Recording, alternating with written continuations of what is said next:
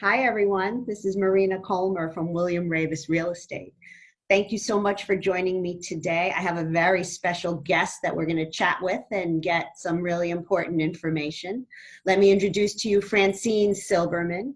She is the executive mortgage banker at William Raveis Mortgage. Hi there. Hi, Marina. Thank you for having me.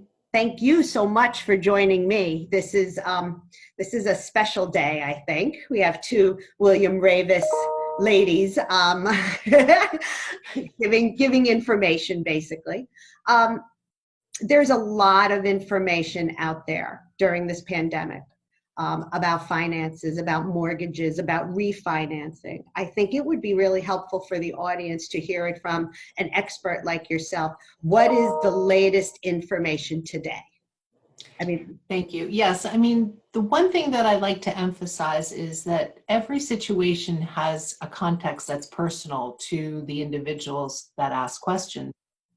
There's general information, and then we often want to have a very direct and private conversation, whether it be with a buyer or with the seller, to really help them understand whether their circumstances are going to suit the recently changing underwriting guidelines. A lot has changed.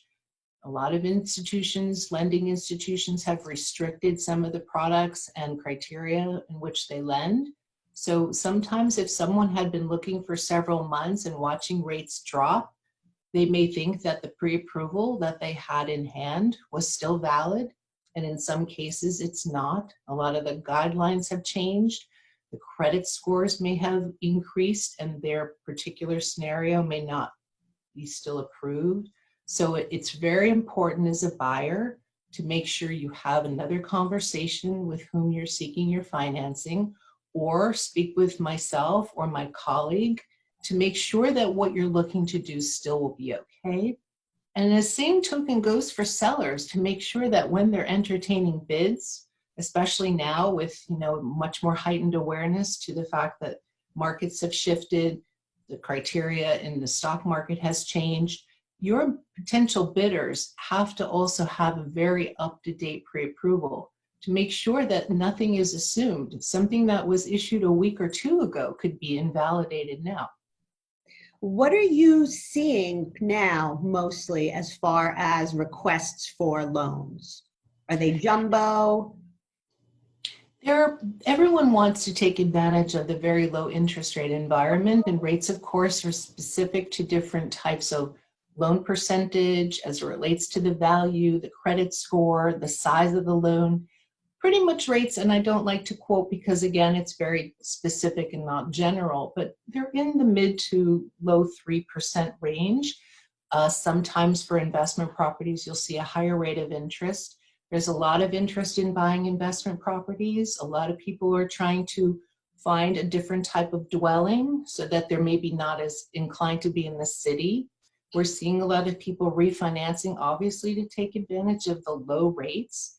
Rates, just as a footnote, are not zero. We do know that the Fed did cut rates about a month ago to a lower threshold close to zero, but the consumer rate is something that's higher. And that has precipitated, prior to the virus taking root, and I hope everyone stays well and healthy, but prior to that, they were starting to drop to the lowest we've seen in over 50 years. I've been doing this for almost over 3 decades. So this is the second refinance boom that we've seen. And we want to make sure people understand refinance is not about a standard equation. It doesn't mean that if it dropped a point, you should refinance. It's about what it is you want to do, what you want to accomplish. Do you want to take money out to renovate the home, tuitions for school? Do you want to save in a different investment structure? With rates so low, it makes so much sense, and every case is defined differently by how we evaluate. Right.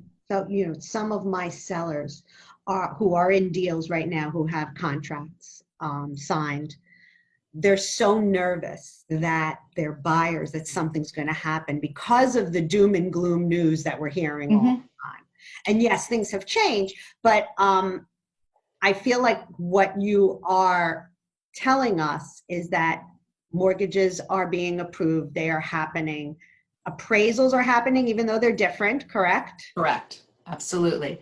So to address that, most transactions do not have the gloom and doom. Although some of the contracts now have language, COVID language, that allows for the opportunity, should there be an unfortunate circumstance and a job loss, most transactions are happening, they're closing on time, we're meeting contingency dates because clients are proactive and we rely upon them to get all the information in a timely fashion. Appraisals can be done by exterior only. In some cases, we do have to go inside. If it's a cash out refinance, they want to make sure the dwelling is intact on the exterior.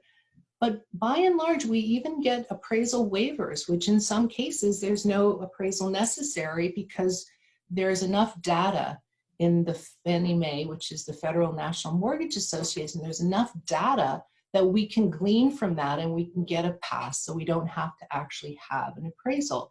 And closings happen many different ways. They happen inside offices with distancing in separate quarters. Purchases are happening with people in different rooms. Everyone's masked, gloved, but it happens. And I think that powers of attorney are being used more readily because limiting the amount of people in a transaction is helpful.